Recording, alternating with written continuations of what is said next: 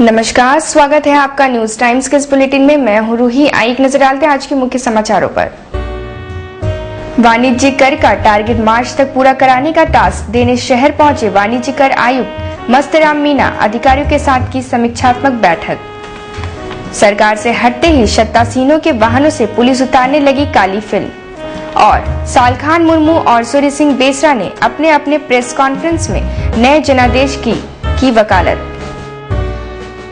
अब खबरें विस्तार से। वाणिज्य कर यानी सेल्स टैक्स का अपेक्षित टारगेट मार्च तक पूरा कराने का अधिकारियों के लिए टास्क लेकर आए वाणिज्य कर आयुक्त मस्तराम मीणा ने आज अधीनस्थ अधिकारियों के साथ देर शाम तक समीक्षात्मक बैठक की। इस मौके पर उन्होंने समय निकालकर पत्रकारों से भी कई मुद्दों पर बातचीत की। उन्होंने कहा कि जमशेदपुर में राजस्व की जितनी गुंजाइश है, तुलनात्मक रूप से वसूली कम होती है, लिहाजा इसे बढ़ाने के लिए अधिकारियों को अभी से प्रयत्न करने होंगे, तभी अपेक्षित लक्ष्य हासिल होगा। उन्होंने इस मौके पर पत्रकारों के पूछे कई सवालों का जवाब दिया। लार्जेस्ट रेवेन्यू अर्निंग डिवीजन है और कंपैरेटिवली यहाँ का जो रेवेन्यू कलेक्शन है वो थोड़ा ठीक नहीं कहूँगा।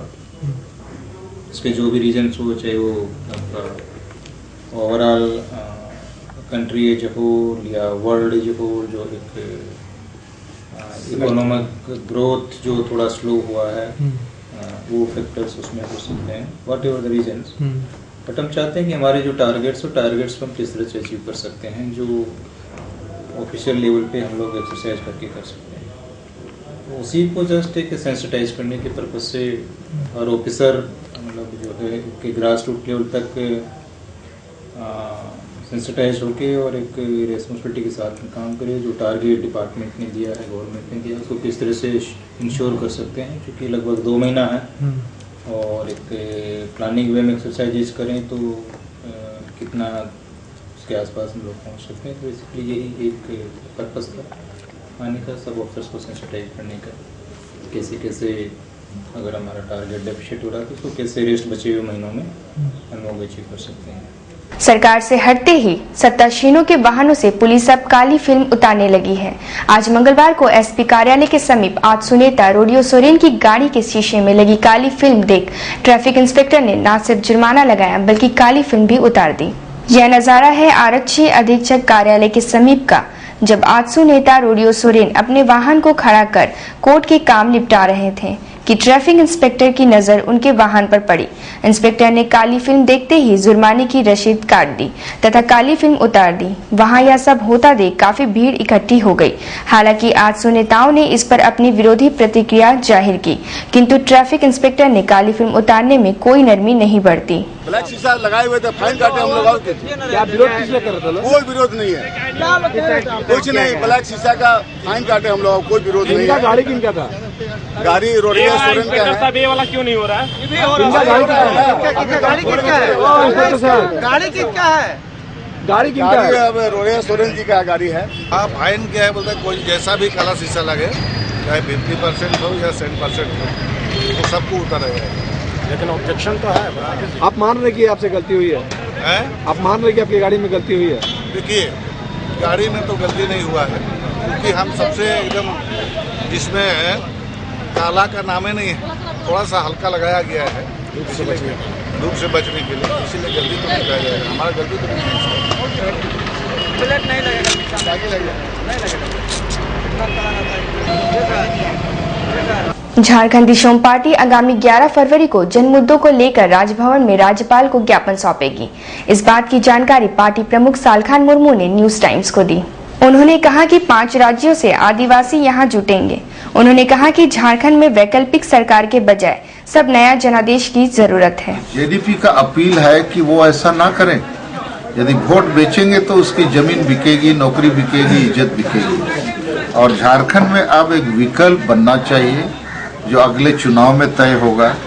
और अगला चुनाव यदि जन मुद्दों पर केंद्रित होगा तो एक स्थिर सरकार आएगी और सही सरकार आएगी। जमशेदपुर में आदिवासी स्वशासन पद्धति में जो माझी परगना व्यवस्था है, इसका एक राष्ट्रीय सम्मेलन हम लोग आयोजित करने वाले हैं, जिसमें नेपाल और बांग्लादेश के प्रतिनिधि भी भाग लेंगे और उसमें पूरे देश के लिए एक कोडिफाइड रूल गाइड बुक का हम लोग निर्माण करने का कोशिश करेंगे, ताकि पूरे भारत और अन्य स्थानों में माझी परगना व्यवस्था एक प्रकार चले, संविधान और कानून सम्मत चले।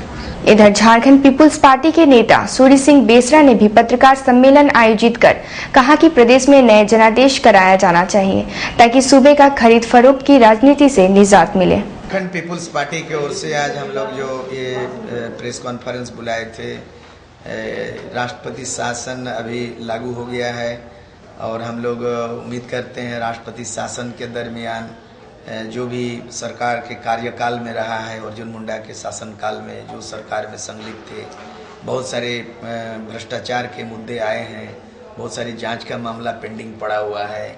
जब तक सरकार में था निगरानी विभाग निष्क्रिय था, लोकायुक्त का कोई पालन नहीं हुआ, सीबीआई जांच का कोई एक मुद्दे पे आदेश नहीं हुआ, मामला को बहुत सारी चीज़ को रफा दफा किया गया।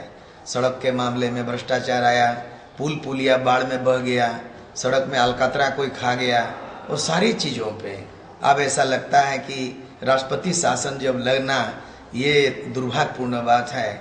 लोकतंत्र में राष्ट्रपति शासन एकमात्र विकल्प नहीं है, इसका विकल्प है जनता द्वारा चुनी गई सरकार ही एकमात्र विकल्प है। अतिक्रमण हटाने के लिए 2 दिनों की मोहलत लेने के बाद प्रशासन ने अतिक्रमण हटाओ अभियान आज स्टेशन रोड से टाल दिया।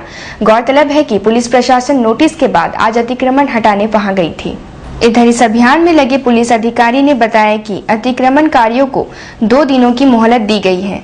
अगर वे 2 दिनों के अंदर अतिक्रमण नहीं हटाते हैं तो प्रशासन कड़ी कार्रवाई करते हुए अतिक्रमण हटाएगा। गरम हो गया, ठंडा हो गया और क्या कहाँ गुजारा टेम्पो।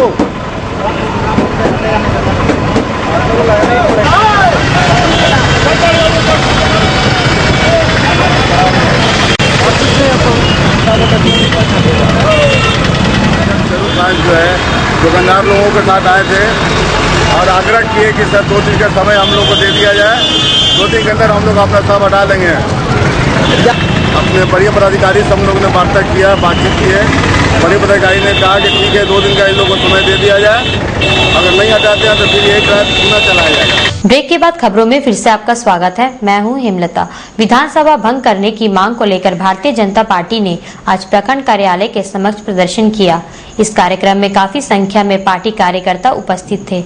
गौरतलब है कि बीजेपी सभी प्रखंडों के समक्ष ये कार्यक्रम आयोजित कर रही है। इस आंदोलन का नेतृत्व कर रहे पार्टी नेता जितेंद्र मिश्रा ने कहा कि विधानसभा भंग होने से ही हॉर्स ट्रेडिंग समाप्त होगा, नहीं तो झारखंड की राजनीति बदनाम होगी। लोकतंत्र बहाल करो, लोकतंत्र बहाल करो। झारखंड प्रदेश द्वारा पूरे झारखंड के सभी प्रखंडों पर 11 बजे तालाबंदी का कार्यक्रम आयोजित किया गया है। यह कार्यक्रम विधानसभा भंग करो और लोकतंत्र बहाल करो कार्यक्रम के तहत यह सिंबॉलिक कार्यक्रम आज किया गया है।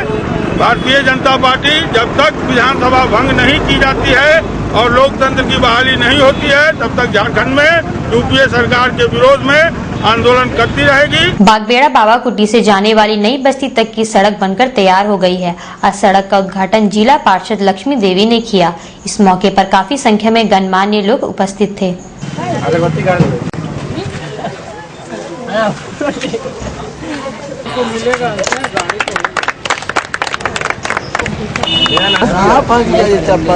इस अवसर पर न्यूज टाइम से बातचीत करते हुए कहा कि काफी दिनों से ये सड़क खराब पड़ी थी, लिहाजा जिला पार्षद फंड से सड़क का निर्माण कराया गया। उन्होंने इस मौके पर ये भी कहा कि शीघ्र ही दूसरी लंबित योजनाओं को क्रियान्वित किया जाएगा। बागबेड़ा बाबा कुटी में नया बस्ती बाबा कुटी से नया बस्ती तक 12 लाख की लागत से रोड का निर्माण, रोड और नाली दोनों का निर्माण हुआ है। जुगसलाई छप रही है बस्ती में मोबाइल टावर लगाए जाने के विरोध में बस्ती वासियों ने नगर पालिका कार्यालय का घेराव किया।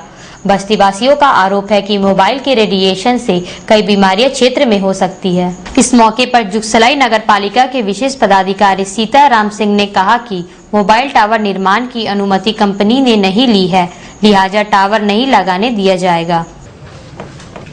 क्या सर? लेटर चेंज हो गया। भृगुनाथ तिवारी एक मकान मालिक हैं। वो अपने छत के ऊपर मोबाइल टावर वोडाफोन का जो है सो लगवा रहे थे। उस मोहल्ले के करीबन 100-125 आदमियों ने हस्ताक्षर युक्त आवेदन उसके विरोध में किया। तदुपरांत हम लोग जो है सो भृगुनाथ तिवारी को नोटिस किए क्या कि उन्होंने यहाँ से नगर पालिका से उनके द्वारा कोई अनुमति नहीं लिया गया है। ना वोडाफोन वाले ने ही जो है सो नगर पालिका से कोई अनापत्ति प्रमाण पत्र प्राप्त किया है, जिसके तहत भृगुनाथ तिवारी एवं वोडाफोन कंपनी को दोनों को चिट्ठी निर्गत कर दिए हैं कि आप किसी भी परिस्थिति में वहाँ पर टावर का निर्माण ना करें। वोडाफोन वाले को मैंने निर्देशित किया है कि आप 1 सप्ताह के अंदर अपना वहाँ से सारा सामान हटा लें, अन्यथा आपके सामान को जब्त करने के लिए आगे की कार्रवाई की जाएगी। शास्त्री नगर स्थित बैकुंठनाथ मंदिर का 7वां स्थापना दिवस आगामी 24 से 26 जनवरी तक धूमधाम से मनाया जाएगा। इस आशय की जानकारी आयोजन समिति के संयोजक श्री मुरली ने न्यूज टाइम्स को दी। इस मौके पर उन्होंने बताया कि तिरुवनंतपुरम से विद्वान पंडित यहां आकर धार्मिक यज्ञ अनुष्ठान आयोजित करेंगे। उन्होंने कहा कि मौजूदा सामाजिक बुराइयां धार्मिक अनुष्ठानों के जरिए ही खत्म की जा सकती है। प्रत्येक वर्ष की भांति इस वर्ष भी बैकुंठनाथ भगवान का 7वां ब्रह्मोत्सव बहुत ही श्रद्धा और उल्लास पूर्वक मनाने की तैयारी जोर से चल रही है, जिसमें 24 तारीख को ये कार्यक्रम का शुभारंभ होगा और इस कार्यक्रम को संचालन हेतु 11 पुरोहितों का दल कांचीपुरम, तिरुपति, कोयम्बटूर से आज ही रवाना हो गई है और 24 तारीख को सुबह यहाँ पहुँच जाएंगे। इनके साथ 5 सदस्यीय वाद्यम जो दक्षिण भारतीय के खास वाद्य यंत्र है वो लेकर के आ रहे हैं